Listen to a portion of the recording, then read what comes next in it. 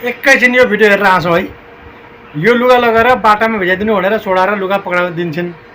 अब उसले गरे के गरे बाटैमा लगेर भिजाइदिए।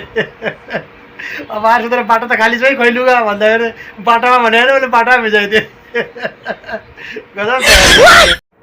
कस्तो बाँदर जस्तो रहेछ यो त चकचके भन्ने कुरा तपाईँहरूले सुन्नुभएको होला नि।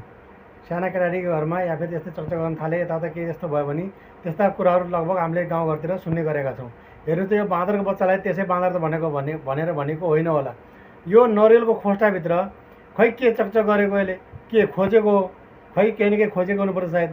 अब यसरी मन्टो घुसाएर फसिसकेपछि अब निकाल्ने त धेरै कोसिस गर्यो, निस्किन सकेन, लास्टै आपत पर्यो। लास्टमा चाहिँ एकजना व्यक्ति आएर त्यो बाँदरको बच्चालाई चाहिँ यसरी त्यस खोस्टाबाट निकाल्नमा मद्दत गरेका छन्।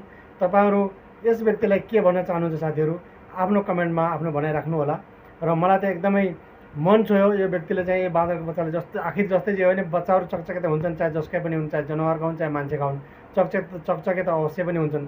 तर यो चकचक गर्ने क्रममा त्यो नरेको खोस्टोमा अड्किसकेपछि अनि निस्किन सकेन।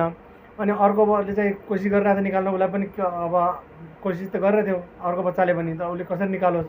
एकजना व्यक्तिले चाहिँ यसरी आएर उसलाई चाहिँ यस नरिवलको खोस्टाबाट निस्किन चाहिँ मद्दत गरेका छन्। उनको लागि चाहिँ म सलाम भन्न चाहेँ। एकदम भित्र मनदेखि नै उसलाई चाहिँ एकदम इज्जत सम्मानपूर्वक धन्यवाद पनि भन्न चाहेँ। बाँकी तपाईँहरू भन्नु साथीहरू, आफ्नो कमेन्ट गर्नु होला।